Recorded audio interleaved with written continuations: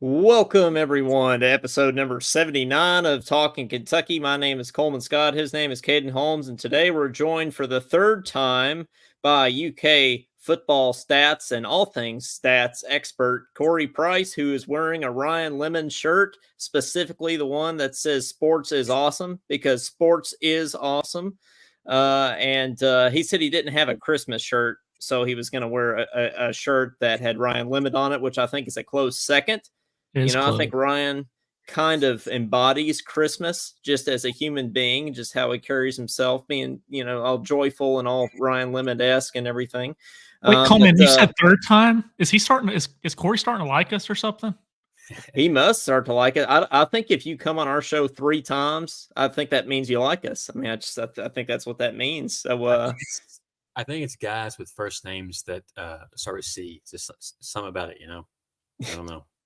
Yeah. What was it? C cubed. C cubed? Is that what we came up with? C cubed, right.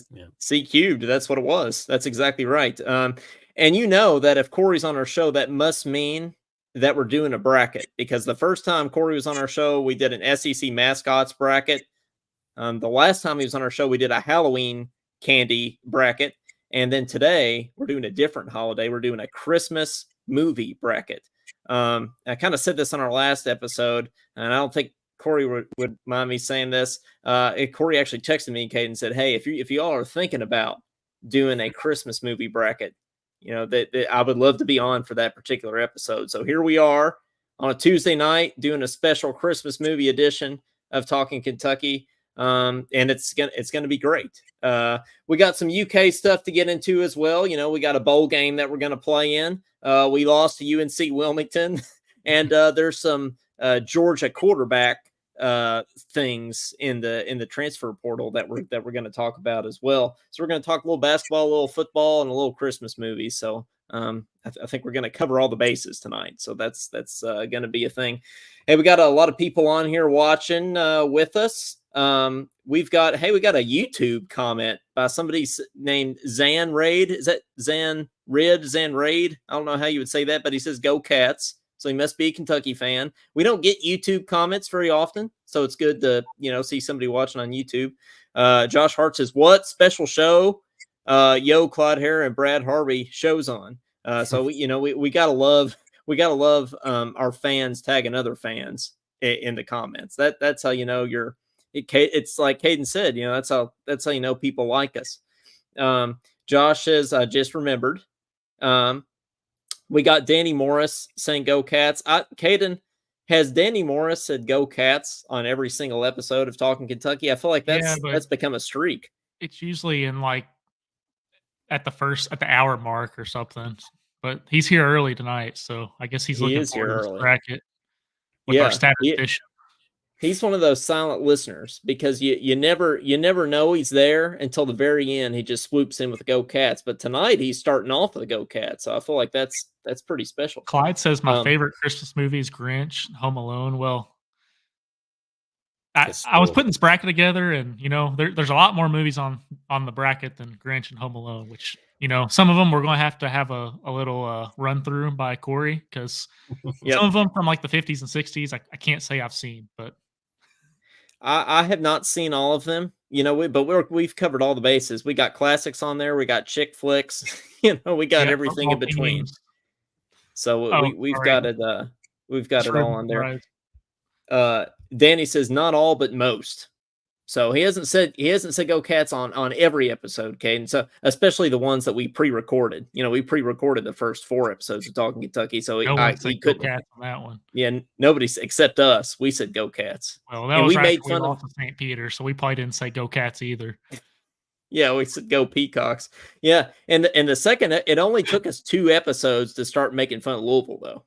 So in the beginning of the second episode, we said we already have as many episodes as Louisville has championships, which was true, too.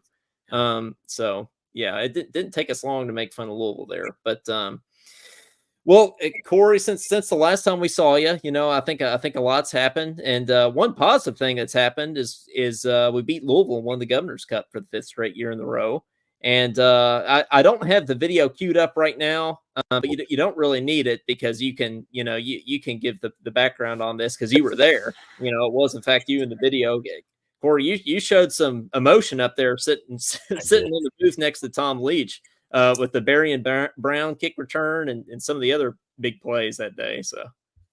Yeah, being born and raised in Louisville, that game means a whole lot. There's Cards fans in my family. Some of my best friends are Cards fans. There's went to school with Cards fans. I work with Cards fans. So I mean, it's big. So, and as my first time I got to work the Louisville game at Louisville with Tom and Jeff. So it was, and this, they were top 10. We didn't play well the week prior, so people, doubted us, and it was just to see all those awesome plays happen. And being next to Tom and Jeff was, I mean, as you saw in the video, I went nuts a few times. Yeah. And if anybody hasn't seen that video, what page is that on? Well, it's obviously on Corey's page because he shared it. But if you're not friends with Corey, is it like on JMI's page or Big Blue Sports Network? Or it's on the UK Sports Network's page. Yes, correct. Okay, UK Sports Network page. Yeah, so look that up if you want to see Corey get excited.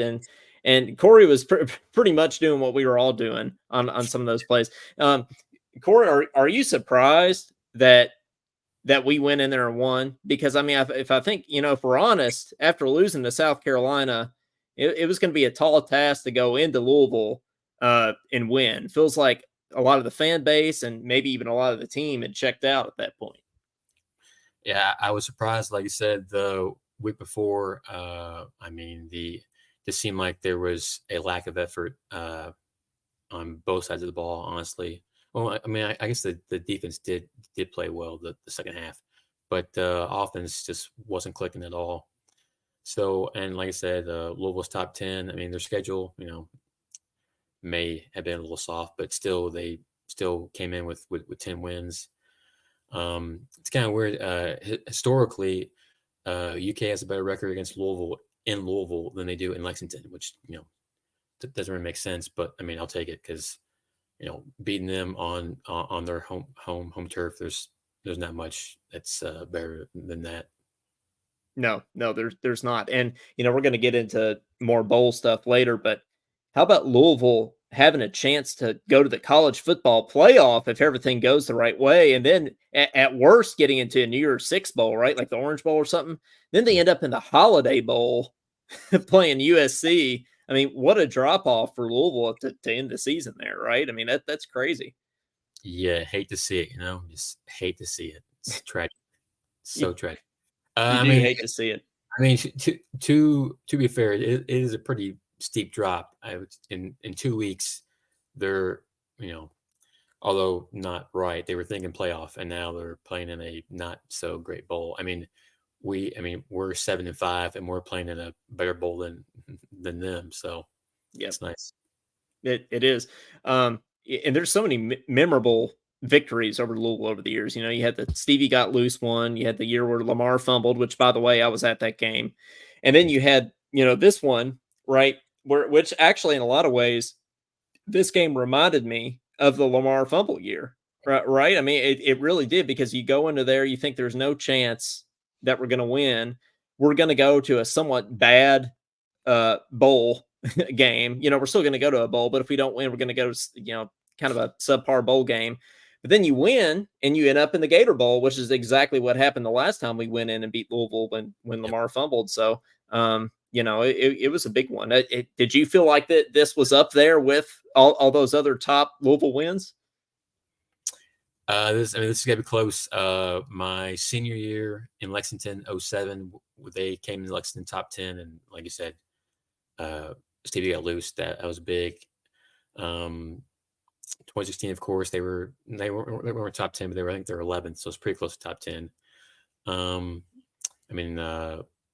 08 in Louisville, Myron Pryor recovered a fumble and went 70 yards for a touchdown. That was nice to see. 2010 in Louisville, Cobb scoring late. I mean, honestly, 2018 was pretty nice because we beat the crap out of them. We beat them Yeah, by 46 points. It's probably up there for me. But in terms of the quality of the opponent, this one in 2016 are probably top two. absolutely, absolutely. Caden's keeping the trend going here with a random Kentucky background back there. I just have Lexington. I just have UK's campus for like the fourth week in a row here. Corey has the city of Louisville back there, aka his house. That's right. And then Caden, so you're the only one with a special background tonight. So you got to tell us what's going on back there. Yeah. Well, it's getting harder and harder for me to think of like things like attractions in Kentucky, but I feel like there's so many that I just haven't thought of. But keeping it in Western Kentucky, this is in Henderson, Kentucky, and it's the Audubon State Park.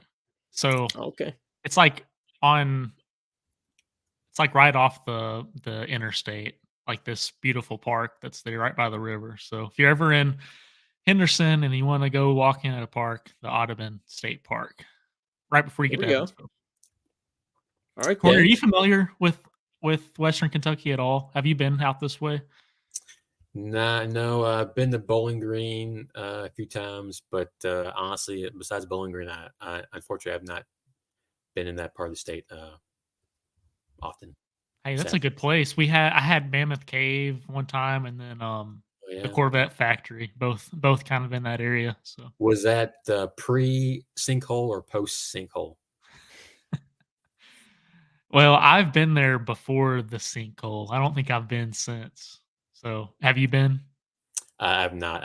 I've been past it because you can see it off 65. I haven't been to it. No. Coleman, how much time did you spend in that building right behind you? Right behind my head. If you're talking about Willie T, I Willie spent T. a lot of time. I spent a lot of time in there. Yeah. I oddly never checked out a book from Willie T. I don't know if you did. Okay. Did any of it? Did any of the three of us actually check out a book from Willie T Heck while we were no. there? No. Okay. Well, just making sure I wasn't Only time weird. I went there was the night before a music history test. Oh. Every time Yeah. to I try to just went, make up for like 2 months of studying in one night. which didn't work. No, We can't come to find out. But that was a good reason to go in there, though. I just felt smarter when I went in there. That's right. Honestly, like I felt like I was a college student when I went in there. So that's really the only reason I went in there, was to feel like I was worth something. Um, so otherwise with I our would have just been in major, my Coleman, apartment. our majors probably weren't like anything else at that university. Like not even They like they close. weren't. No. They didn't have practice rooms in Willie T. They had a Um, Starbucks though that was they open till do. like 3 a.m. And, I spent many a and, nights in that Starbucks. and Many Yep. a they night and many a dollars. and they had the Ovid's Cafe, I think, back then. Yeah, What I They, now? think What they is got this? rid of that like right after we graduated, right, Coleman? I think they were known for like their spicy wraps or something. I That's don't. right. I forgot about that. Yeah, that was good. Good stuff. Amy says Corey Price bringing the Willie T shout out. I snuck cupcakes in there. Oops, sneaking cupcakes into Willie T. Now that's something special.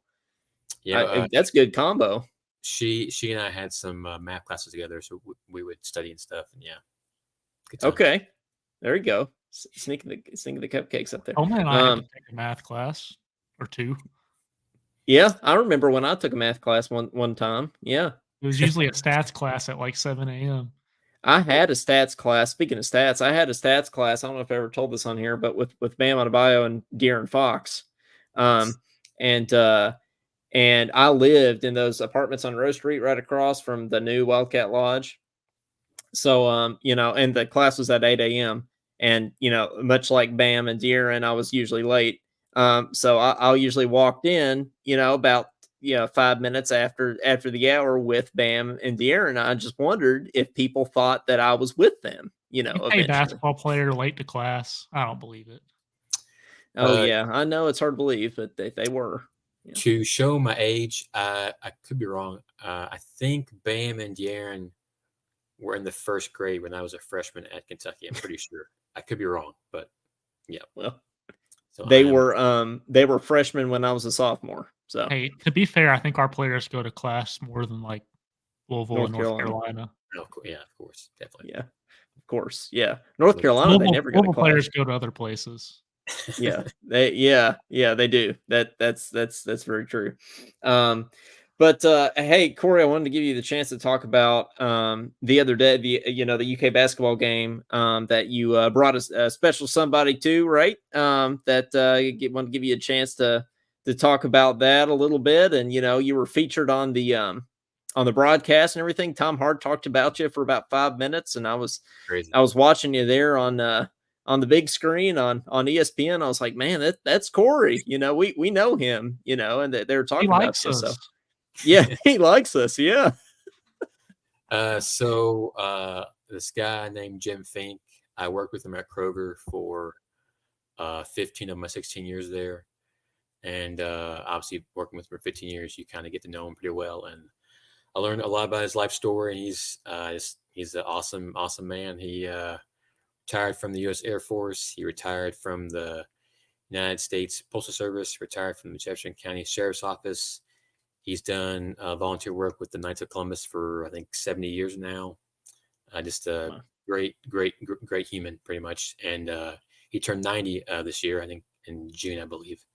He invited me to his party. I went, of course. And throughout the party, we were just talking about stuff, and he likes the Cats, so we talked about UK, and he brought up that he'd never been to a game at Rupp before, and I was shocked, honestly. So I told him that day that I would take him to a game. So when the tickets went on sale about a month or so ago, I got the season opener against New Mexico State, and as soon as I got him, I asked him to go, and thankfully he said yes. So we went, and I tweeted about it that day, and that tweet blew up. I think it got like 300,000 views or some crazy number.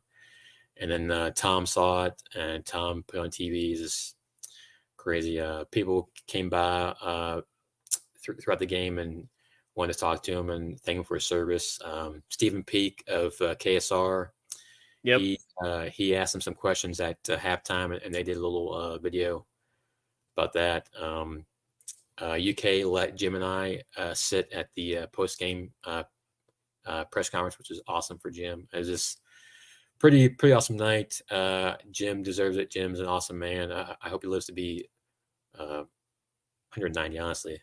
So awesome night. Yeah, just sweet. Yeah, that was awesome that you did that. I mean, it was super cool, and man, being 90 years old and being such a big Cats fan and never going to a game, that's pretty crazy. Caden and I have been fortunate to go to multiple games at this point. So there's a bunch of people that that's their dream to go to a Kentucky basketball game in Rupp Arena. So that's really cool that you made that a reality. And tickets are not cheap these days, Caden, as we know. They're just to get into the lower arena, even for like a Florida A&M, last year was $150. Yeah, even like it was for insane. Yeah, it was insane. I mean, tickets are, even if you're in the upper arena, you're still paying $60-$70 a ticket at the very, very top. Speaking of LSU, I'm down here in Baton Rouge. You can get the courtside ticket for $30 some games. Oklahoma State, I got into a NIT game for free. So yeah, it's not that way everywhere. Well, it's free for students at LSU. Yeah, people like it here, but it's also tough. It is. It is. There's no doubt.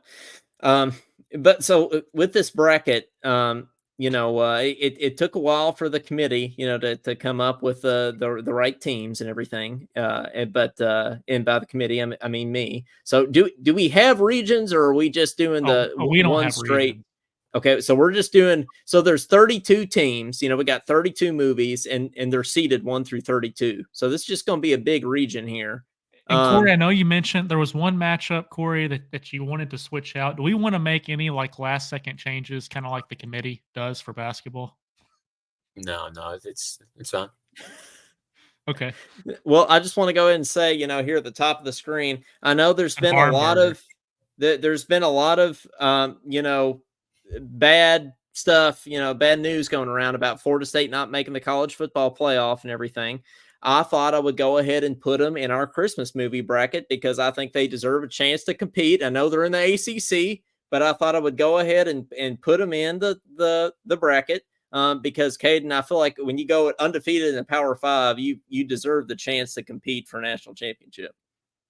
Well, I mean, yeah, but they're not in the SEC, and Christmas Vacation might as well be in the SEC just because they're Well, the best. Yeah, They're like the I Alabama of this bracket. Let's be honest. they are. I'm not saying no one else has a chance. There might be some Georgias out there, but it's gonna be tough for Florida State to get even like anything on them. Well, and like you said, that they're in the ACC. Yeah, it's not the SEC, so that's why they're the 32 seed. That's just because that's the strength of schedule and everything. It didn't get them very high up there. But so I wanted to give them the chance to compete. But just like if they had made the college football playoff, I think they're going to get blown out. So our first matchup here is Christmas Vacation in Florida State. This would be like Alabama and Florida State, to be honest with you, and then really. On a serious note here for a second, it's going to be Georgia and Florida State, right? In the I forget what bowl that is. Corey, do you remember what bowl? Is it the Peach Bowl or something like that? Orange Bowl, maybe. Orange Bowl, something like that. I don't care what bowl it is. They're going to get blown out. Georgia's on a mission, but so I'm going Christmas Vacation to move on in this one. Is there no opposition to that? Neither one of you think Florida State's going to upset Christmas Vacation? I can put a score here. Here we go. Yeah, 1,000 to 0. No, I think they'll at least get a field goal. To -0. -0. That doesn't make sense. -0. That's fine. All right. I don't know how you get -0, but yeah. Submitted my scores. Well, Corey, score there. we well weren't so far. We weren't in very many math classes, as we already talked about, so we don't understand that -0 isn't a number. But next matchup here, we got the 17 seed and the 16 seed. We got Home Alone and Bad Santa. Now, I have to confess, I haven't seen either of these. Oh. Is Donald Trump in Home Alone 1 or Home Alone 2? Which one's he? He is in Home Alone 2. Okay. 2. Well, I'll go ahead and go Bad Santa then. Moving on to this one. Even though I haven't seen it. I already have an issue with these. Like, how is Home Alone a 17 seed? I think if anyone in this bracket can give Christmas a run for its money, it's Home Alone. So I'm going Home Alone with this. Okay.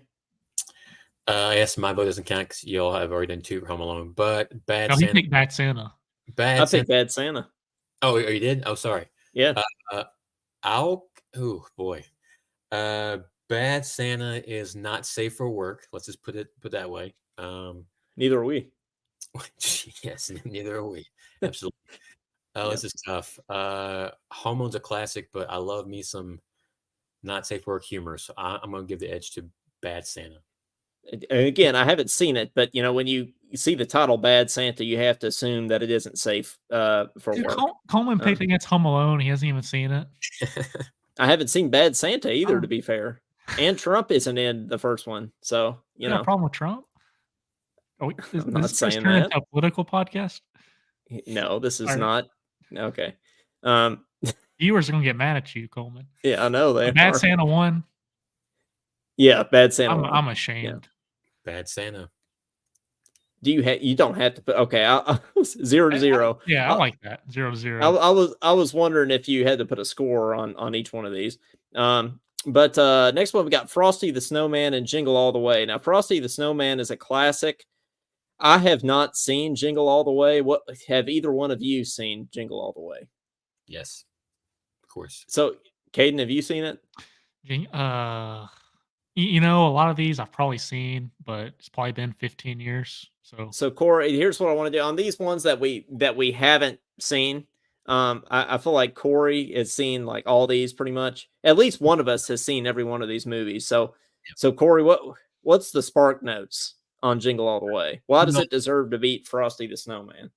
Jingle All the Way is a comedy from mid-90s. It's got Arnold Schwarzenegger, Sinbad, Phil Hartman, Arnold's son wants this toy called the Turbo Man, and it's very popular. It's sold out everywhere, and it's pretty much Arnold and Sinbad trying to get this toy for their sons.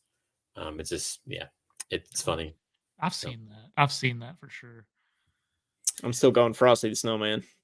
You know what? Frosty, I'm gonna go with the upset here. Jingle all the way. yeah, 24 beats a 9. Frosty's Go good. Arnie. Frosty is a classic, but Jingle all the way is Go. go to the Do second we have round. any scores, or we're just going for it? Just 0-0 is fine. It's fine. Yeah, 0-0. That works. That's how math works. But yeah, Jingle all the way with us at 24 beating a 9. I mean, that doesn't happen very often. I mean, I know a 16 seed doesn't beat a 1 very often. So 24 beating a 9 is pretty It's almost crazy like the too. committee didn't watch all these movies beforehand. Yeah, It's like the NCAA picking teams for the bracket, and they didn't watch a game the whole season. Yep. Well, Yeah, go off that of would like be team me. colors or something. Yeah, that would be me. Yeah, that's true. What my mom would do. She'd go off team colors. Frosty the Snowman must have probably been in get the it right, ACC or something. But Mr. Magoo's Christmas Carol, which again I've never seen, and Rudolph the Red-Nosed Reindeer, another classic. I can't pick against Rudolph. I mean, ho ho ho, we are Santa's elves, right? So, yeah. That's a clear upset for me, Rudolph. It's not. Well, it would not be an upset because Or- they're the 8 seed. Yeah, it's the higher seed. It's a clear non-upset for me, Rudolph. Clear chalk. Rudolph for sure. Yes, definitely. What is Mr. Magoo? I haven't ever heard of it. Mr. Magoo's Christmas Carol. I haven't even ever heard of that. Mr. Magoo. Magoo. Magoo. Yeah. It's his version of being Scrooge. That's all. It's a Burgoo. It's a cartoon from the 60s, I think. Okay. Yeah. Well, White Christmas, and this is the 5 and the 28 seed, by the way. This sounds so ridiculous if you're keeping score at home. SpongeBob's First Christmas. The only reason I put that one in there is because I couldn't think anything else. That's the last one I put in the bracket. And White Christmas, which is a classic. I mean, yeah, White Christmas is old, and it's kind of, you have to be paying attention to know what's going on, because they're speaking that old fashioned fancy English and everything. And it's Old kind of talk. boring if they're, they sound like adults, it's not like listening to us. But anyway, I'll still have to go White Christmas, even though it can be boring at times, in my opinion. Clyde's going SpongeBob. What do you think? Spoiler: I've never seen SpongeBob's First Christmas. That's okay. Yeah. White Christmas is a classic. More of a musical, dance number, but I mean, obviously, it's one of the most famous Christmas songs ever. So yeah, White Christmas. Corey says I'm an adult. I don't watch that SpongeBob. That's right. Yeah, I'm going White Christmas as well. Y'all just aren't cultured enough to watch SpongeBob. Is that what it is? Yeah, that's what it is. You got to really, it takes an intelligent person to understand the humor. Ernest Saves Christmas and A Christmas Carol. There's 3 different Christmas carols in this bracket. In this particular one, as in the 1938 version. Yeah, right. The 38, and I don't think I've seen any of. I mean, I know the story of A Christmas Carol, but I don't think I've seen any of the versions. So what's the 38 version? What separates it from the other 2? Actually, if you just want to go through all 3 real quick. Petrushka versions or something. 38, yeah, that's exactly what I thought too. Yeah, I think 38 is really the first major non-silent version of that. Reginald Owen played Scrooge. There's a lot of great characters. I mean, obviously, we all know the story. I like it because it's, like I said, it's the first real big non-silent version of it. So okay. Half of these movies are based off of Scrooge. That's what you're saying. There's a decent amount. Yeah, I wouldn't say half, but there's a decent amount. Yes, based on Scrooge for sure. What about Ernest? I haven't seen Ernest. I haven't even seen either of these. Ernest is awesome. It's based in Orlando. Ernest picks up Santa in a taxi, I think, and good story. It starts snowing in Florida and stuff. It's crazy stuff. Ernest is awesome, but I tend to like old ones and originals, so I'm gonna go with the 38 version of A Christmas Carol myself. I'll go Ernest because I mean somebody's got to pick Santa up in a taxi, so Yeah. I could get the Dude, shout out to Ernest snow there. in snow in Florida? That sold me. I'm going Ernest. Yeah, right, there you go. You don't see It's that okay. every day in a movie. No, Christmas Carol's got a couple more chances, to win here. It's like Todd Pletcher in the Kentucky Derby. He entered like 19 horses of the 20 horse field. yeah. Um, but yeah, next we have a Christmas Carol, the 84 version, which you'll have to fill us in on. And Santa Claus is Coming to Town, like the little cartoon, or claymation or whatever you want to call it, version of that. So Corey, is this what's the most superior Christmas Carol out of the three? Boy. Oh. Like I said, I tend to lean towards the original. The 84 version, George C. Scott is Scrooge. Once again, same storyline. Nothing really changes per se. It's George C. Scott's time as Scrooge. Santa Claus is Coming to Town, classic. I'll probably go Santa Claus is Coming to Town. Okay. I will too, just because I think it's biased that there's three Christmas carols in the bracket. Even though I made it, I think that they're cheating. So I think the committee was biased. They're all in the SEC too. So I'll go Santa Claus is Coming to Town. Yeah, my vote doesn't matter. So Santa Claus is Coming sounds good to me. All right, let's move on. We'll finish out this not region, but this round, and then we'll talk some Kentucky stuff. Come back and finish it out. The Holiday, which actually my girlfriend told me about. I've never seen that movie, but it sounds like it sounds like a classic chick flick. It's basically all I do. Have you seen The Holiday, Corey? I have not. No. It sounds like one girl lives in California, one girl lives in like Europe or something, and then they like switch places and they fall in love in the place where they switched. So the British girl falls in love in California, and the California girl falls in love in overseas. So not too exciting. And then Miracle on 34th Street's a classic. So, but Caden, you haven't seen Miracle on 34th Street, right? I'm shocked that you haven't seen that. That's a classic. If I like knew the storyline, it might remind me, but not off the top of my head, no, I haven't. There's a woman who works for Macy's. She teaches her daughter to, I guess, not believe in like fantasy things or Santa and make believe things. So as a result, she doesn't believe in Santa. So it's Kris Kringle throughout the movie tries to persuade or influence. Oh, yeah, okay, it's coming back to me. Both mother and daughter to believe in Santa. Apparently, Caden has seen all these movies. He I just have. doesn't remember the They all names. all the plots sound familiar. It's probably because they have 10 different versions of all of them. But yeah, they all yeah. Well, I'm that's thinking that over chick flick. So yeah, I'll go Miracle on 34th as well. Same for me. Hey, Jamie loves The Holiday, so that's just confirmation here that it's a chick flick. I guess I feel like all the women in the comments are liking The Holiday. So Polar Express, which I feel like just really it could be a 1 seed if it wanted to, and Love Actually, another chick flick. And not even really a Christmas movie, it's got kind of a controversy too. So I'm going Polar Express all the way. I think that's one of the best Christmas movies out there. Yeah, you can't go wrong with Tom Hanks. So yeah, Polar Express. And as we talked about last episode, they're making a sequel, right? I think I saw that somewhere. So didn't know that. Polar Express for sure. Hey, my girlfriend is in the comments saying Miracle on 34th Street is definitely better. So even though she suggested that I put The Holiday in the bracket, she's confirming that Miracle on 34th is definitely better. So I feel like we're secure in that pick. Betsy's smart. Yeah, she is. Okay, I just saw your title there. Scrooged by the refs. Yes, good. That's right. So is Scrooge. is Scrooge based on A Christmas Carol? Like in all seriousness? Yes. So this is it's essentially the same movie, just a different version.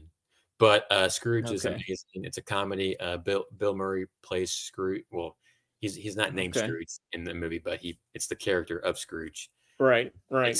It is hilarious. I'm torn because Christmas Carol, the Scrooge, the voice is done by Jim Carrey, and I love Jim Carrey, but Scrooge is awesome. Bill Murray is awesome, so I personally would go with Scrooged.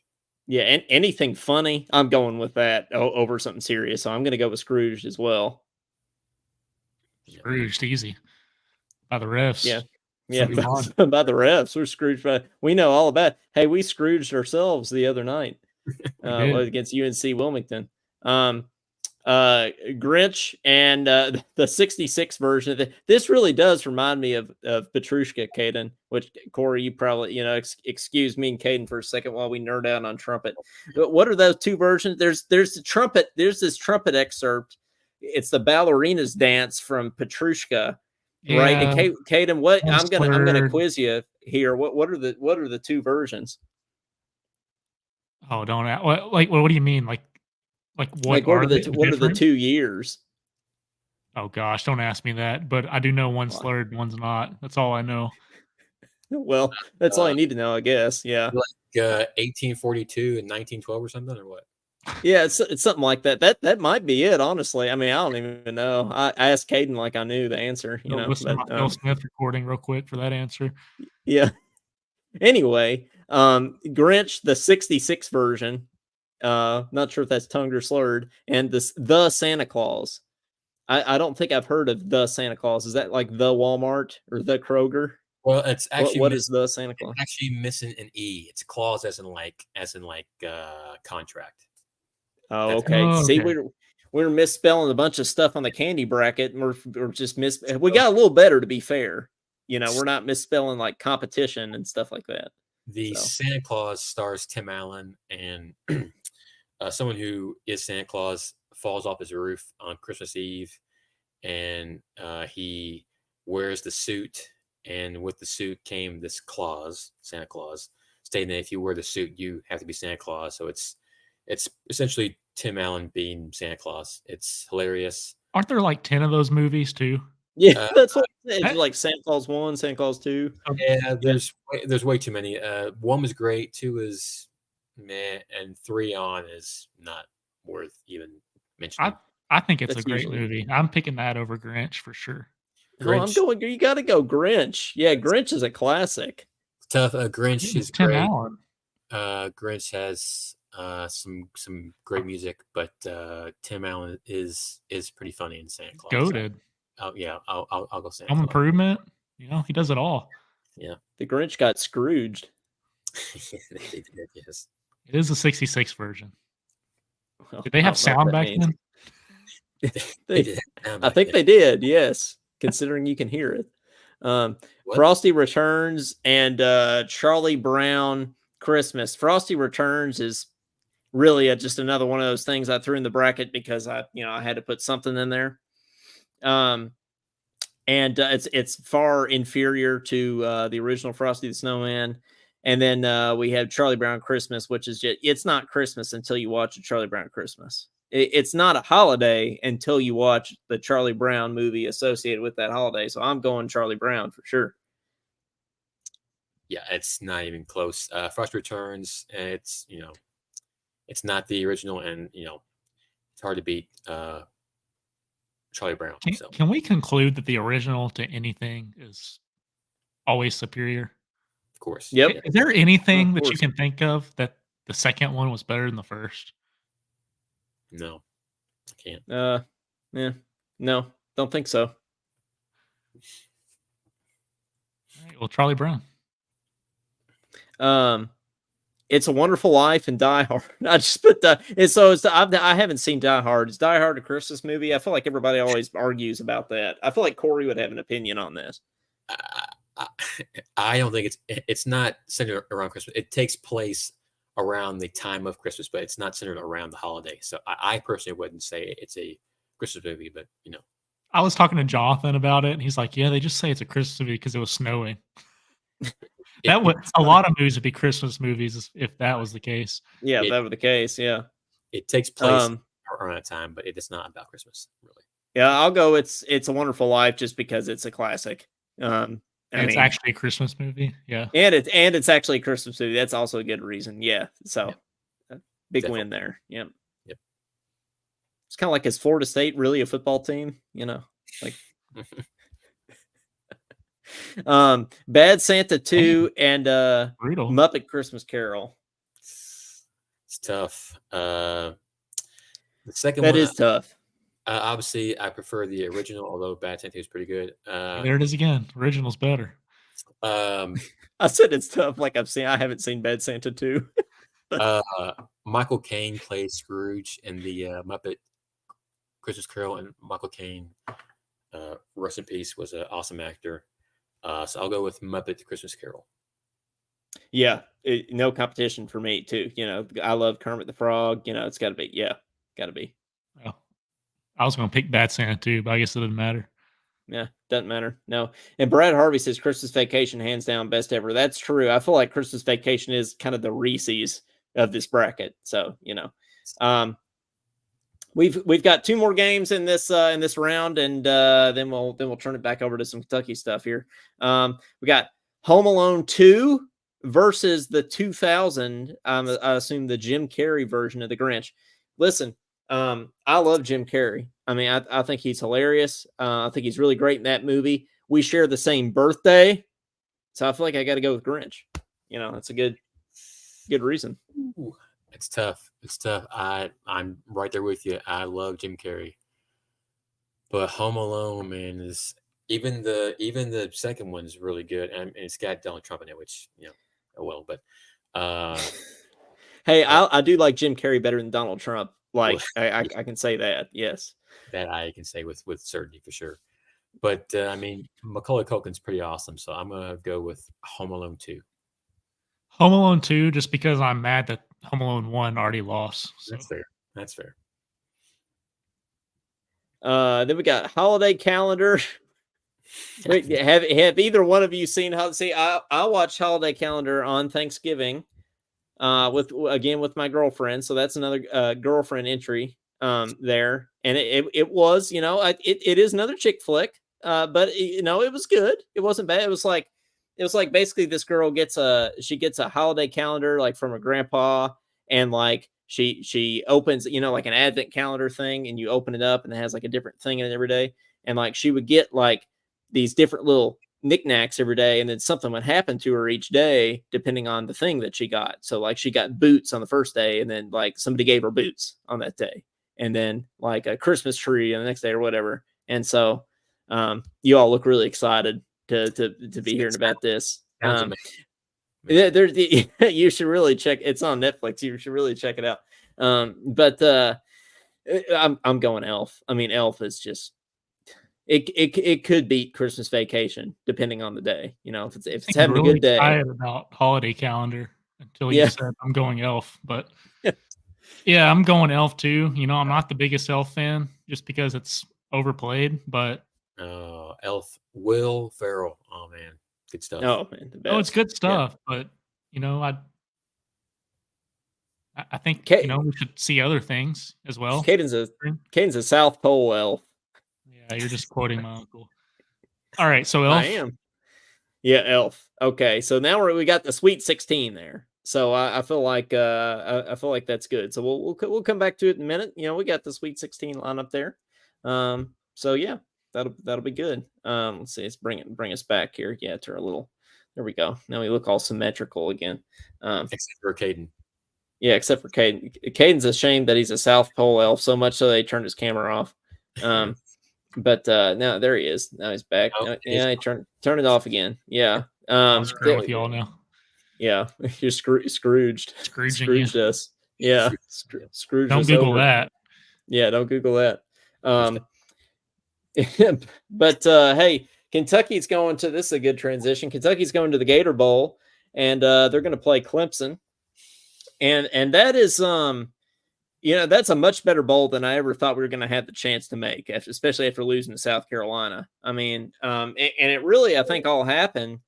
And Corey, you can correct me if I'm wrong on this, but when Ole Miss, well, first of all, when Florida State didn't make the playoff, right? Then when Ole Miss made a New Year's Six, that made a big difference. Missouri gets in the New Year's Six, and so many SEC teams didn't make a bowl game this year. So I feel like we have, I think it's 12 slots in bowl games in the SEC, and we only filled what, 4 or 5 of them, something like that. 9 of the 12, I think. Yep. Okay, none of the 12 were filled, so we had 4 or 5 spots that were still open. Yes. So anyway, that ended up with Kentucky getting into a better bowl than it really should have. And Corey, do you like the matchup, or are you excited about playing Clemson? Yeah. Can't stand Dabo Sweeney, so it'd be nice to no. them. They're hot though. I think they were 4-4. I think they've won their last 4 games. I think. It's the ACC, so I mean it's kind of hard to tell. No, I mean they did beat Notre Dame, so I guess that's a pretty big win for them. I honestly don't know too much about them this year. I didn't watch them a lot this year, but I am glad that we're playing in Florida in December. The weather should be nice, hopefully. Fingers crossed. Yeah, fingers crossed. Yeah. So I'm looking forward to it. I know there were rumors early on we might go to the Duke's Mayo Bowl in Charlotte, so that's obviously a big upgrade, like you said, with Alabama, Georgia, Ole Miss, and Missouri all getting good bowls. There weren't that many bowls left for the teams that got at least 6 wins in ACC, so we moved up for sure. So I think Clemson's ranked, I believe. So 22nd, I think. Yep. One more chance to beat a ranked opponent. So why not? And that would be good. That beating Clemson and beating Louisville, to end off what was kind of a disappointing year, I feel like would fix a lot of, ill will in the fan base. I think. The fact that you're playing a big name team like Clemson, I think if we were playing Duke would have been kind of cool, playing a basketball rivalry in football. I think that would have been kind of cool. But if you were to play like Virginia Tech or like something like that, I feel like it wouldn't have been all that great. I mean, I know Virginia Tech has historically been a good football program, but we just played them a few years ago in the Belk Bowl and we beat them. And it's like, I don't know, I certainly didn't want to go to like the Music City Bowl or something again. I feel like we've been in the Music City Bowl like 7,000 times. And it's just like, it gets old after a while. So, Caden, are you excited? Isn't that the typical like 6-6 record bowl you go to? 7-5. Okay. I mean, 7. I mean, really, that's where we should have been. To be honest, I just remember like the entire Brooks era. I felt like we were in the Music City Bowl. Pretty because Jonathan was in the band and he had to play at the bowls, and it's like, all right, Jonathan, where you all going this time? He's like, oh, Nashville. Same thing. That's what it seemed like. Caden, you're pulling out some football stats now. You're slowly becoming the football fan. You're talking about the Brooks era and stuff. Yeah. I mean, you're pulling some stats today. Yeah, I know the coach two coaches ago, but it's not much more knowledge than that. That's something. But no, that's going to be a good ball. I think I'm excited about that. And I think it's going to be good. The Gator Bowl, my last game in the marching band, Caden, which you didn't ever go to a bowl game probably when you were marching band. We still sucked. Yeah, we didn't make it. Well, this is the 8th consecutive bowl that Kentucky has made, which that's a school record, right? It's got to be. Yeah, that's school record. And last year was a school record too, right? Was 7 really breaking the streak? I think the most prior to this run, I believe, was 5 from 06 to 20. Okay. So gotcha. Yeah. So the Gator Bowl that I went to, which at that time was just called the Tax Slayer Bowl, but the same bowl game was the start of that this 8-year stretch. We played Georgia Tech. Unfortunately, didn't win. But got to march on the field beforehand, do pregame and everything. And I was about this close to decking ESPN cameraman. Wow. And that's kind of your dream in marching band is, they tell you if somebody's in your way, you just march through them. Like, I mean, it's it's your job to go where you're supposed to go. If anybody's in your way, you just march over top of them. Well, there's an ESPN guy in my way. Right where I was about to turn, I was just about to jam. You know what? My trumpet is school's trumpet. I was just about to jam right into him. Have you all seen that clip of the Ohio State sousaphone player when he was dotting the I and he like hits his bell on the guy's camera? Have you all seen that? Oh, you gotta look that up. It's awesome. It's awesome. He just he goes, watch out. He takes his sousaphone, just like knocks the camera out of the guy's hands. It's pretty awesome. But that was about to be me. But then he moved at the last second. So I think I didn't get to fulfill my destiny. But that's my memory of the Gator Bowl personally. I was there as well. I wasn't in the marching band. Spoiler. Yeah. I do recall Georgia Tech's kicker. Harrison Butker is now the starting kicker for the Chiefs. That's about. I mean, we lost. That's one thing. And I remember Butker. And that's about it. Butker. That's an unfortunate name. I feel like Butker. Butker. Yeah. It's like butter, but Butker. With the cur in it. Yeah. Butker. Huh. He was really good at kicking. So, hey. Well, yeah, he was kicking Butker. He was kicking Butker. He was. Yeah, he was. Sure So, well, let's go. Let's do. I know we have to talk about this UNC Wilmington loss, so we'll talk about it. But before we do that, I think we need to laugh a little bit more. So maybe we can do this next region, or next round of the tournament here. Maybe get it to Final Four or something. Before we talk the UNC Wilmington loss and everything. Christmas Vacation and Bad Santa. Anytime Christmas Vacation is up there, unless they're playing Elf, I'm going to go Christmas Vacation. So that's what it is for me. National Lampoons all day, every day. Oh, yeah. Rudolph and Jingle All the Way. Again, I haven't seen Jingle All the Way. Doesn't really sound all that interesting, so I'll go Rudolph.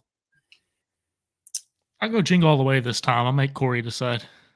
Oh, boy. They're both really good, but I'll go Jingle All the Way as well. Let's go. It's a 24 seed, making the Elite Eight. It's like St. Peter's. That's the one. Yeah. White Christmas and Ernest Saves Christmas. Yeah, sorry, Ernest. I'm gonna go White Christmas on this one. Ernest is awesome. I think Ernest, lived in Lexington, at one point. But White Christmas, classic. Agreed. Sports is awesome and Ernest is awesome.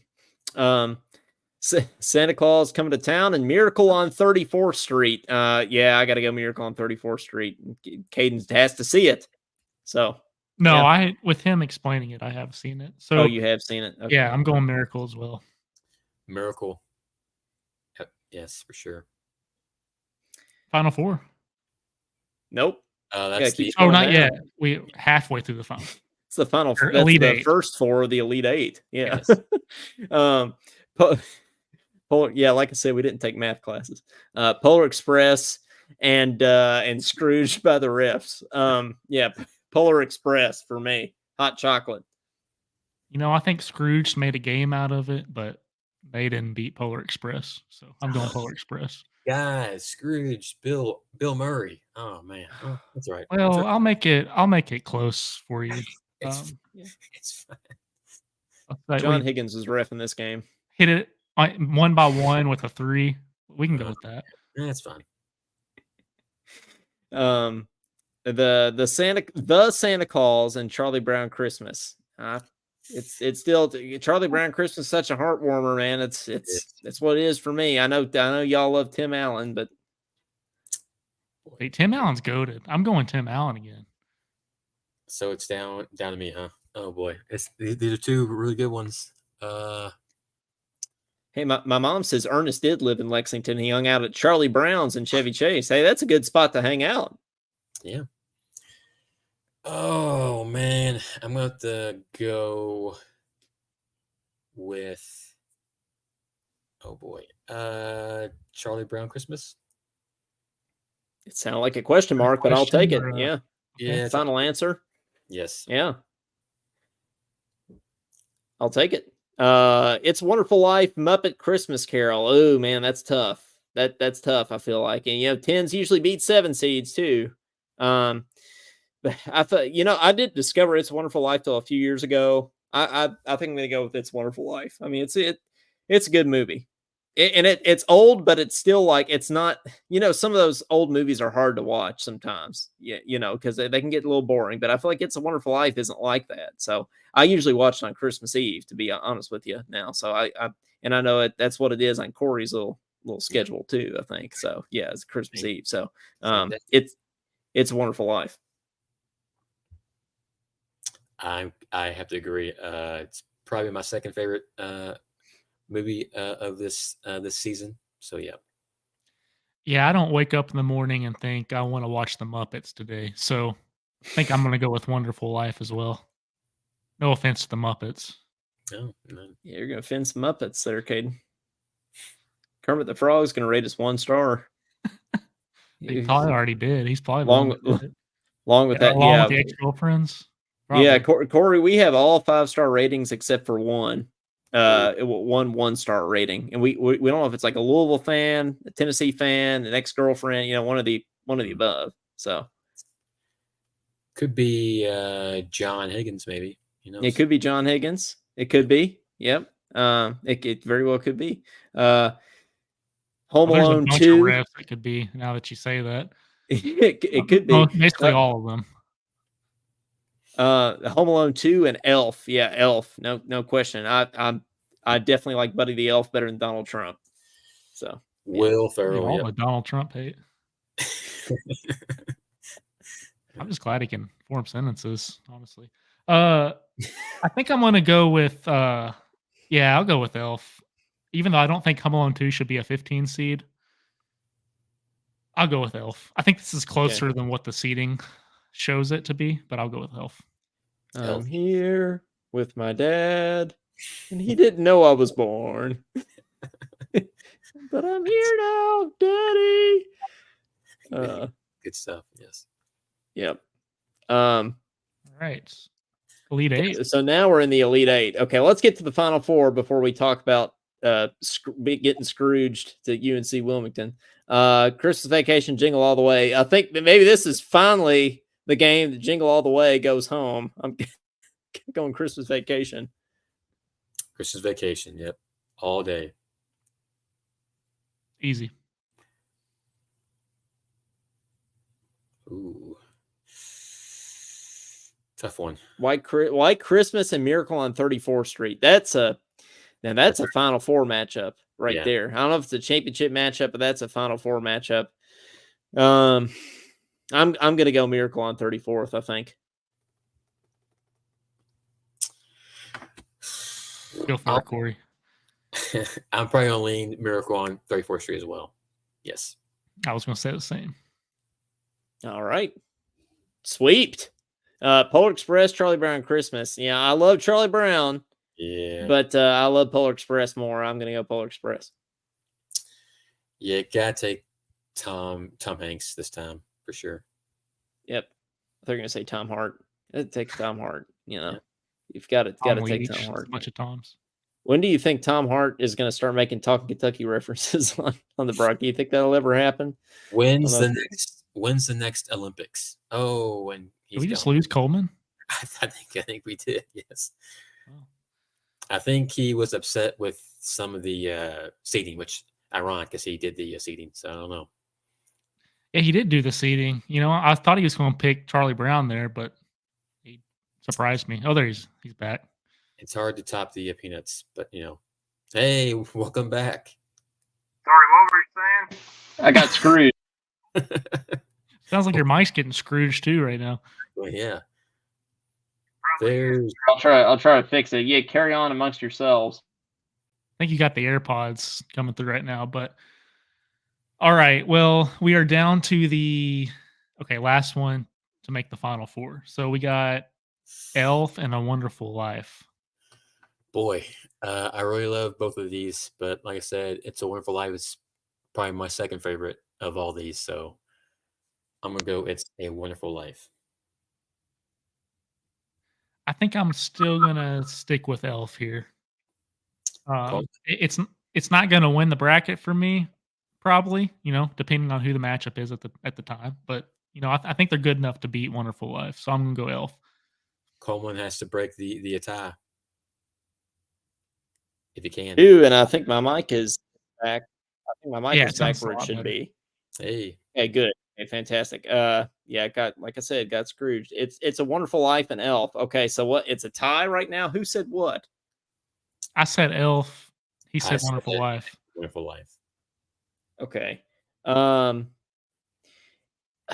gosh, I think I've still got to go Elf. I mean, it's Wonderful Life's a classic, but Elf it's got the feel good story that you want, and it's Yep. funny, and it's all there. So it's an all encapsulating Christmas movie. It's got great music too. So I think I got to go Elf.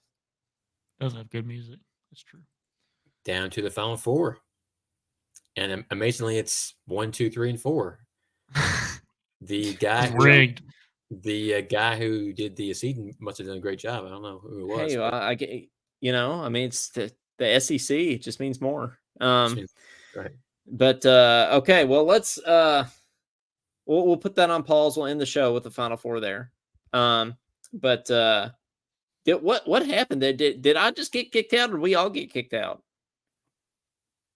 No, we were still here. Yeah. Okay, so it's just For some reason the host it's a lot harder on the host's connection on the host internet than it is everyone you don't have else. to tell me. Yeah, no, it is. But so we lost to UNC Wilmington. Yep. That wasn't fun. And it's just crazy the timing of it, because after we beat Miami, I sort of was thinking, man, like, it doesn't really matter if one or two of our guys have a bad shooting night, because people are just going to step up and be able to make shots. And we were averaging, like 90 something points a game. It's just insane. Because I had literally just thought, there's no way that any of us are ever, like, our team's just going to go completely cold, like that. All our shooters are going to go completely cold, right? And then it happened. So I think I even said that on this show, for our post game show for Miami, of like, man, I just don't see anybody that can really beat us right now, because we're going to be able to score no matter what, and then we just weren't able to. So, I mean, Corey, what's your thoughts on the team right now? Like, is it as worrisome as a loss to you as it is to everybody else? I'm not worried. I think it's just a random one-off game. Pretty much, it was the opposite of what we've seen the first 7 games. First 7 games, they were very unselfish. They passed the ball well. They shot the three a lot and well. This game, they did not share the ball very well. They turned it over 13 times, which is not really a bad number per se, but when you only average like 8 or 9 a game, it's too much. Only took 17 threes. I think we're taking close to 30 a game. I think close to it. They only made 5, which not going to win a lot of games when you only make 5 threes. So turn the ball over, not shooting the 3 well, not having DJ obviously didn't help. It was great to see Bradshaw play. I think his plus minus was plus when he was on the floor. So that was nice to see. Yeah, I think he had the best plus minus of anybody on the team. I think he was plus 11. So yeah. So hopefully, obviously, we get. I hope we get DJ back this coming Saturday. Hopefully, obviously, hope Aaron can get some more minutes. I know Cal was trying to ease him into the season. I'm hoping he can play out at least 20 minutes maybe on Saturday. It'd be interesting to see what he does now with the lineup with Aaron healthy. I would like Trey at the 4, Aaron at the 5, and maybe DJ, Reeves, maybe I guess Edwards probably, and then obviously Reed and Rob come off the bench. So we'll see what happens. Like I said, I'm not too worried. I think it's just one of those random games. I feel like every year there's one game that doesn't make any sense that we lost, and I'm hoping that's the only one this year. Yeah, no, hopefully so. Did you all see where Cal said he was thinking about playing Jordan Burks at the 3. Yeah, so that's that would not work. I feel like when we put Bradshaw and Mitchell in there, right, it's not good. Like I just hope that now that we have Bradshaw back, everybody's concern was, is Cal going to still play small ball, or is he going to try to play 2-3 bigs, right? And I feel like for a lot of that UNC Wilmington game, he tried to play 2 bigs, and and he tried to post Trey Mitchell up, and I just don't think that's his game, right? Like I think we're most effective when we spread the floor and have our shooters out there, right, Caden? Yeah, Cal's made a comment like, "You people aren't in my practice. Like, you don't know," basically saying you don't know what my best lineup is. So obviously, I know that I'm not in their practices watching them. But from my perspective, just my opinion, I think Dillingham should be the point guard, starting point guard. I think Reed Shepherd should start, considering he's been a beast in just about every Considering he's single Reed game. Shepherd, right? Yeah. I think Reeves should start, that veteran guard who he can light it up. And then I think we should have one big at a time, and that should be Mitchell and Bradshaw trading. I think probably Adu Thiero should start. So Yeah. I think I mean, Mitchell, Adu's been playing well, man. Adu's been playing really well. keep it like Mitchell, Dillingham, Adu, Reeves, and Reed Shepherd is my starting 5. And I know it's not going to happen, but that's just what I've seen so far. Like the lineup I see that works the best when it's in the game. People say, "Oh, I like the spark off the bench." Well, I don't want to start with that spark. Yeah. Maybe I that mean, makes me I know. crazy. I don't know. Right. I have no problem with Mitchell and Bradshaw being on the court at the same time, only if Mitchell is strictly the 4. If he's out, if he's out of the paint, he was at the top of the key, the offense can go through him because he's great at passing. So if he's not in the paint, I'm fine with it. It's when he tries to have both in the paint, it's just not. Having that 4 like Thiero, who can be able to drive and score at the rim, I think was a massive plus for us. It seemed. Yeah. And Josh Hart says, "And get Joey Hart some playing time." Yeah, he's supposed to be a sharpshooter, and Josh probably likes him too because he has the same last name as him. That's it. Why he wants us to get him out there.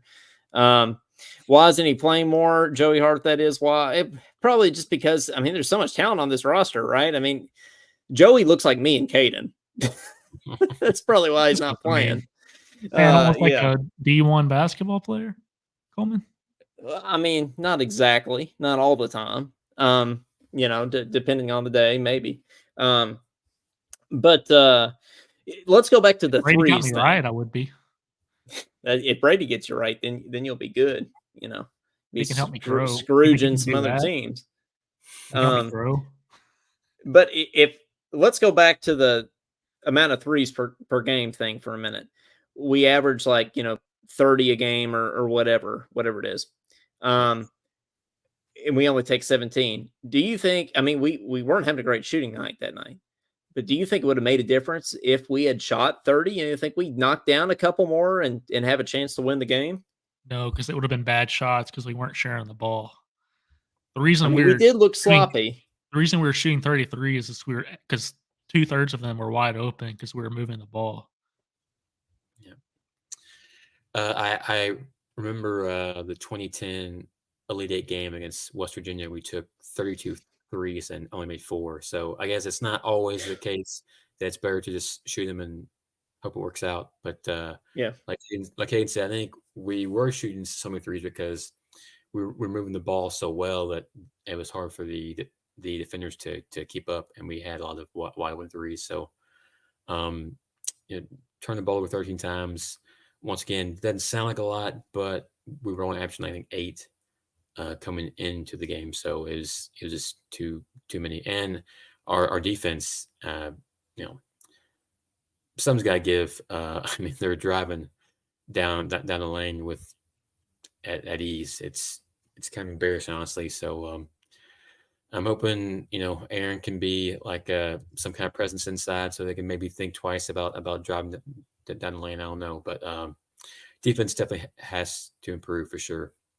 Is it just me, or every time they set a pick, you get a little nervous. Yeah, they Why is that?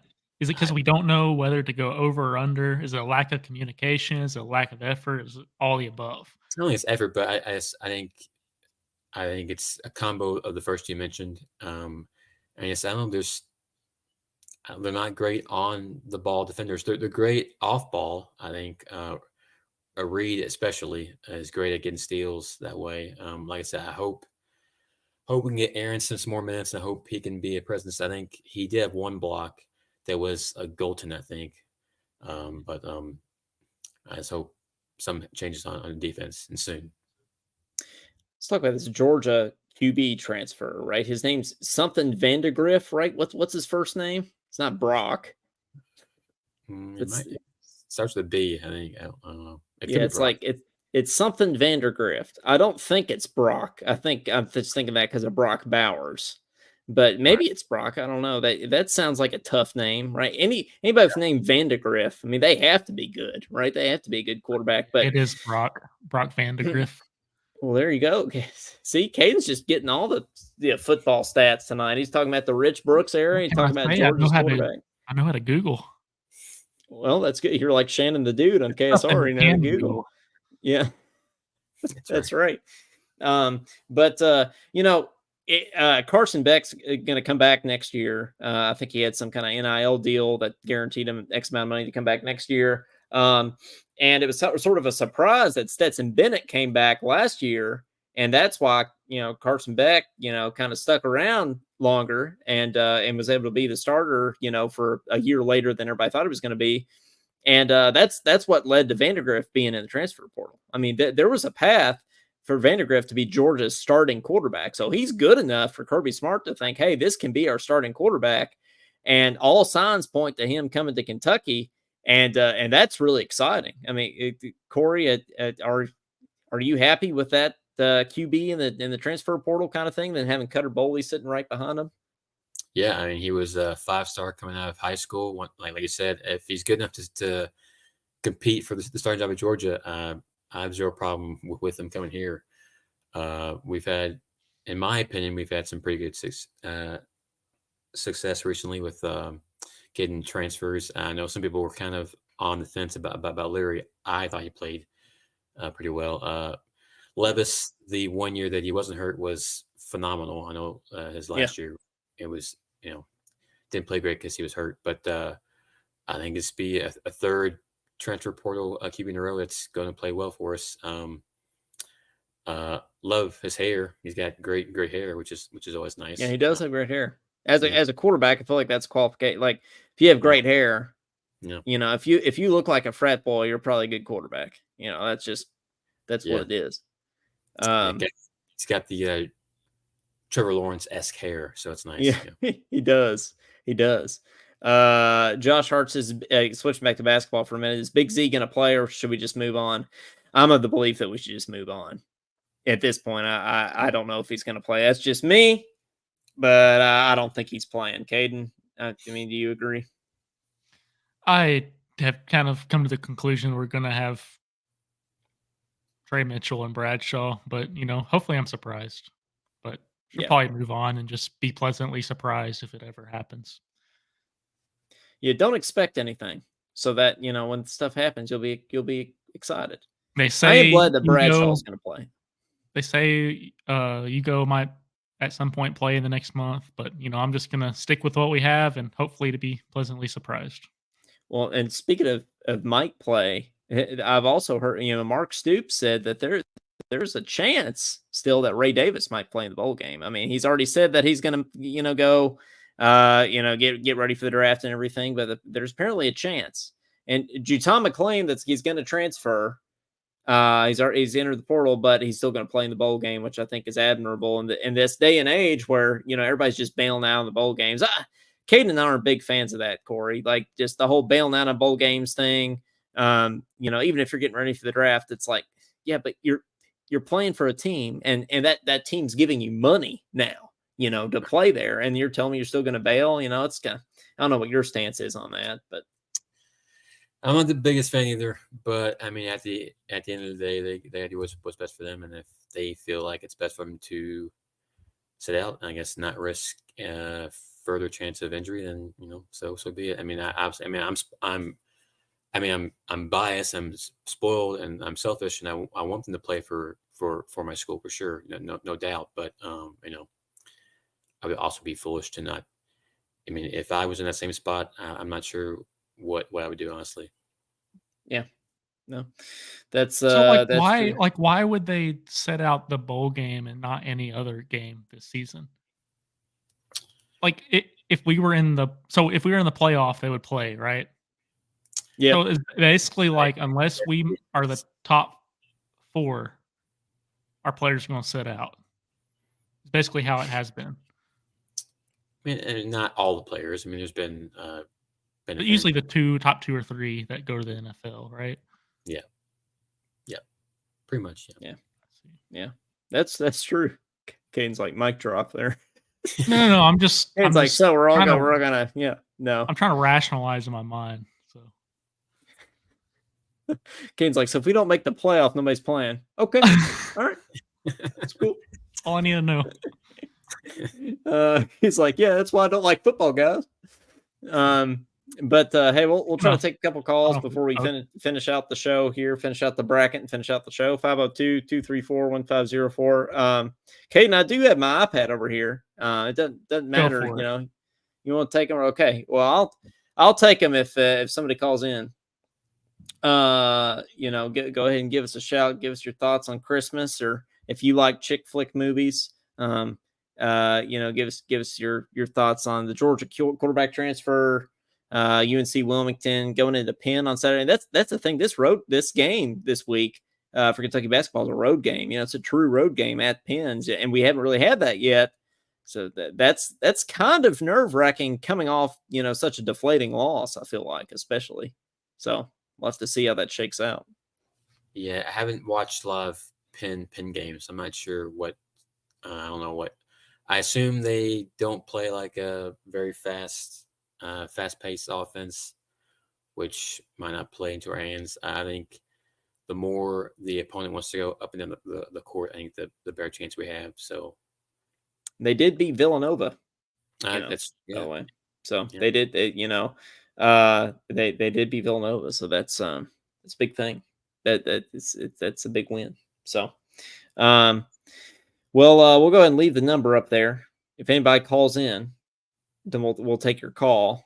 But if not, we'll finish out this Christmas bracket. We can have some extra time to deliberate here. Christmas Vacation and Miracle on 34th Street.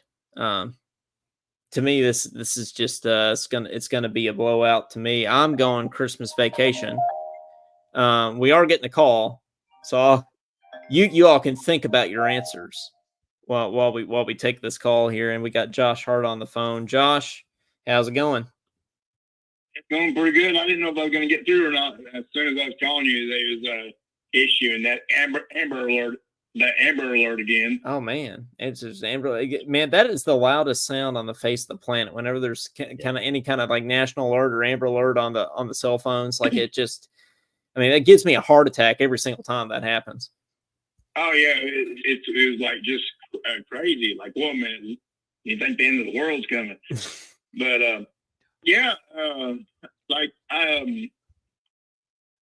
to answer Caden's question.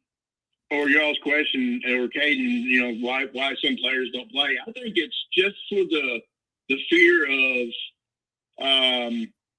them possibly getting hurt is why they don't want to play.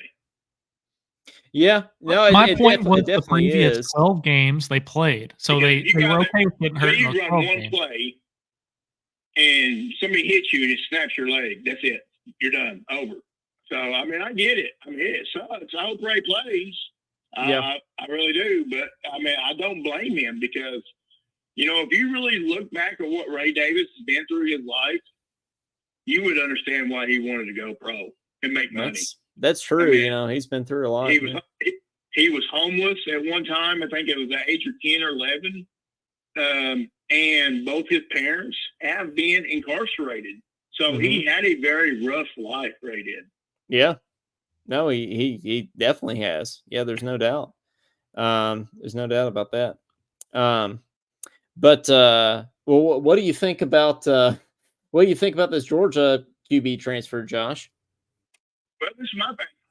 I'm hoping if they go ahead and grab somebody like this pretty early, that might keep Marion Brown and Dan Key here. And that would be huge if we could keep them guys. I know they didn't have the best season this year, but them dudes are still legit players. And they have amazing speed and really good hands. And we need to keep them guys. So they need to get this done sooner than later if it's really going to happen. So, I mean, this kid's a 5-star kid. You know, I mean, he's got some good accolades. So, I mean, and he's healthy. He's healthy. He's not hurt at all. That's a huge place. Plus, you know, Larry coming in from an injury. This kid's clean right now. So that's just huge. So, yeah, hopefully they get it done. Yeah, no, and I think it is huge. You know, to your point, I think it's huge that they get this happening right off the bat, right? I mean, the transfer portal opened yesterday, you know, and for this to be in the works so quickly, and he's supposed to make a decision this weekend, you know, but by the end of this week. So, you know, we should know pretty quickly, Josh. So you're exactly right about that. You like the bowl matchup with Clemson? Yeah, I do. I mean, and if Ray does play, I think we beat them.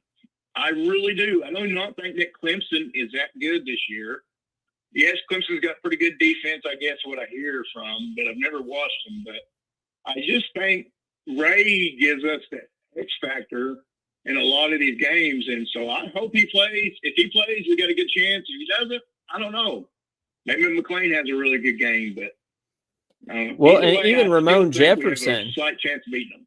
Like even Ramon Jefferson, though, man. Like I mean, he's a good back. Like he's had a lot of good runs this year too. So I don't feel like we need Ray Davis to win necessarily. I think it's huge that Leary is going to play for sure. Yeah, and see, this is giving these guys some time to heal too, because they get some time off, they get some time to go have some fun, loosen up, and then they can get back on the field a week away or whatever, start practicing, getting focused for the game. But that's what I really like about the bowl games. You know, did they have the season we wanted? Of course not. We didn't. But we did stop Louisville's dream. Yeah, which made it worth it in some ways. Yeah. And we started their downfall because they're going to go 0-3 when USC beats them, by the way. So, yeah, I'm a hater for life on Louisville. But, yeah, I don't know, man. We'll see what happens. Yeah, man. Well, thanks for calling in as always, Josh. We appreciate it. Yeah, no problem, guys. Appreciate the show. Just getting better and better each and every time. And really like seeing Corey on. It's pretty cool. The Bradford thing's really cool. So, have a good night. Go Cats. Yeah, man. Thanks. Go Cats. We'll get some other callers in. I think Clive wants to call in, I'm sure. So we'll grab his call, then we'll do this Final Four thing. Josh really likes the national holidays, by the way, which we forgot to do last time. It is National Blue Jean Day today. I have way too many pairs of blue jeans. I have like 25 pairs of blue jeans, which is entirely too many. So I'm definitely celebrating. I have on jeans right now. Full disclosure, I own one pair of jeans, so I'm not a big jeans guy. Shorts. That's really all you need. Just need one pair. Basketball shorts or khaki shorts or. Who, me? Yeah. Basketball shorts. Nice. That's the way to go. We got Claude on the phone here. Claude, what's up, man? How y'all doing? Oh, we're doing good, man. How are you? I'm doing good. Just chilling, watching you guys and watching Sources Say, and trying to keep up with what you guys are talking about and what they're talking about. Just kind of multitasking at the moment. Ooh, Sources Say and talking. So, gosh, we got the Jack Pilgrim and Talking Kentucky going on right now. Hey, he's a new dad. Jack Pilgrim is, which is cool. Big congrats to him. Shout out to him. Yeah, I like Jack and Sean and what they do with the show, and he has something to give because they are close to the basketball program, and they know, like, they know inside information, and their media, of course, and just the information that they give all the time is always good to see and hear. And I know you got Corey on there. He's media, and I know his stats that he brings are just amazing. And I know that he's always doing a good job at his work. And I thought that was cool with him, that picture with him, Tom Leach, and all the guys when we beat Louisville in the Governor's Cup.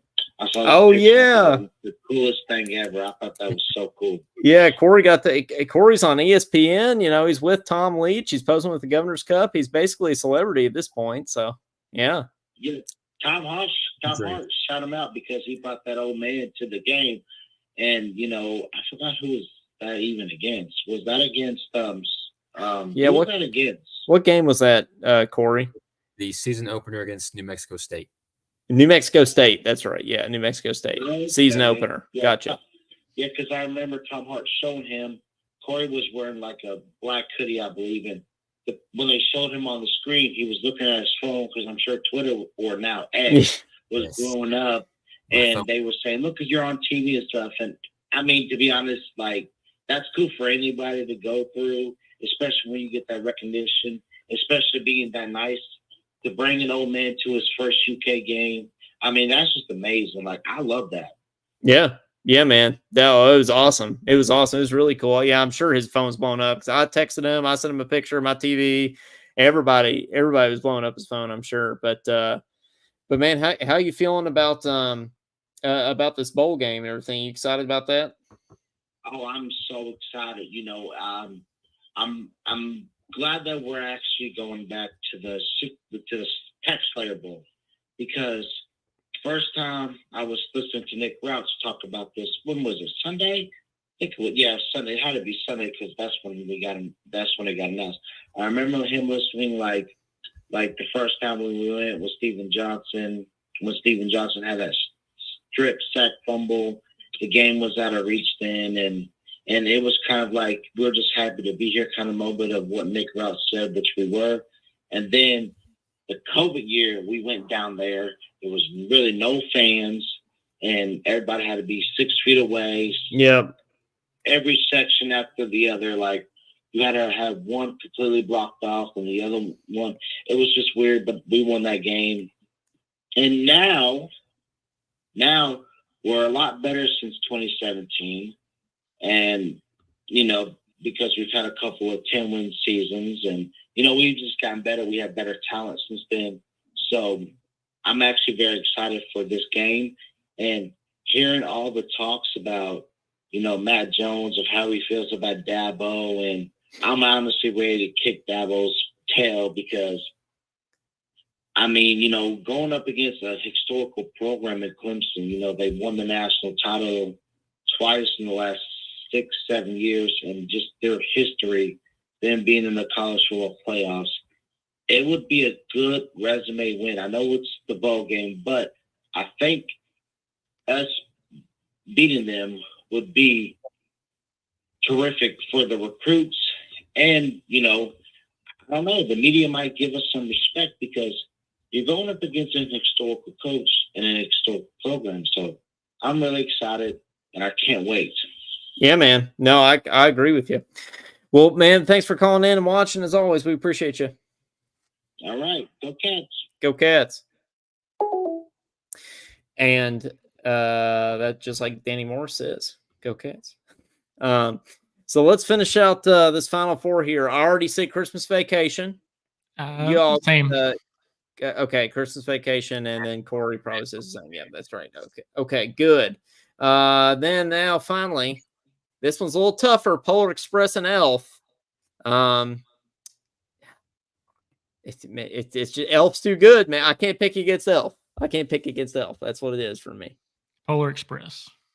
Sorry, Caden. Tom Hanks is great, but Will Ferrell is awesome in Elf. It's okay. They'll lose in the next round. It's true. True. So now that, yeah, what about that suspense? Both of you have already kind of played your hand there. well, may as well make it a sweep, man. I mean, I love Elf, dude, but Christmas Vacation is just so far above everybody else. I mean, it's like 2015 Kentucky. It's Elf there. What's that? What's Corey got there? It's a Clark Griswold. Oh, he already knew it was happening. Oh yeah, he already knew that they were going to win. That's why he's got it there. Yeah, Yeah. he's got the. It's a Clark Griswold. What? Is it the car?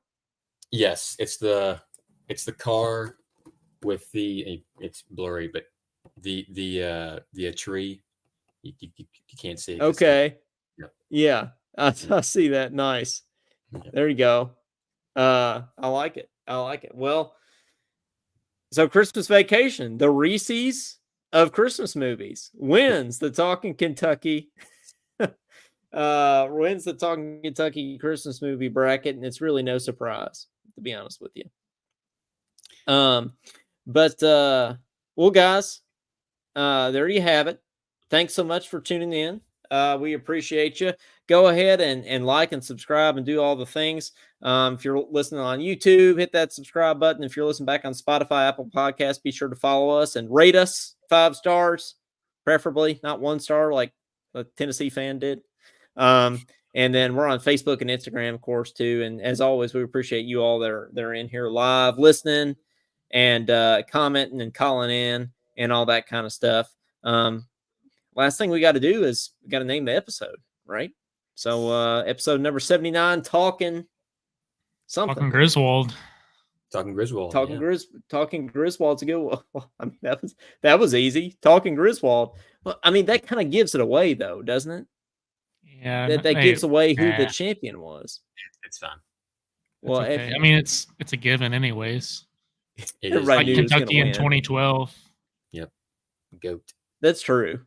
That is true. Yeah. Well, when you put it like that, that's a good point. So, well, thank you all very much for tuning in. Like I said, and we'll be back sometime. I guess next big thing is UK and Penn on Saturday, right?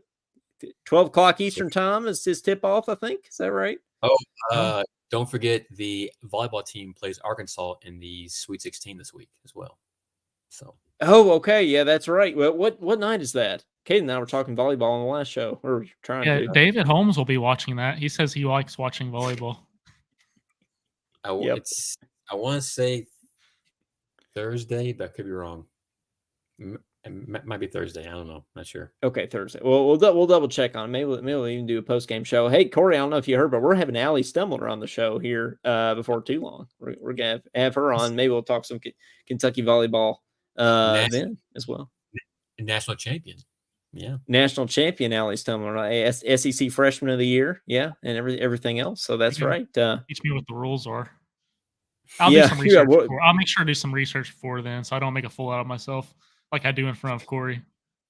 Well, yeah, hey, we look like football experts compared to volleyball, so that's true. But so ask me about trumpet. I'll know every answer though. So are we going to do like a trumpet bracket next, or what? What's up? I can do that. Yeah. I can do it right now. I'm going to vote against the trumpet bracket. Best trumpet soloist. I would know 0, but I could. We could give you the rundown. Pretty easy. Give you the spark notes just like you did for the movies. Recording, say which one sounds better, and you could probably get it. Yeah, I'm down. That's a good idea. Yeah. I mean, that might be the next one. But well, thanks for coming on, Corey. We always appreciate it, man. You're basically part of the team now. Basically, it feels like you've been on 3 times. And my first name starts with C, so I mean, I kind of feel like I am definitely. Yeah, starts with C, 2 syllables. Yeah, all you need. Just rolls off the tongue. It does. That's right. But that's just what it is. So, we'll talking episode number 79, Talkin' Griswold. Thank you, folks, very much for listening. This has been Talkin' Kentucky, and we'll see you next time. Go Cats. Go Cats.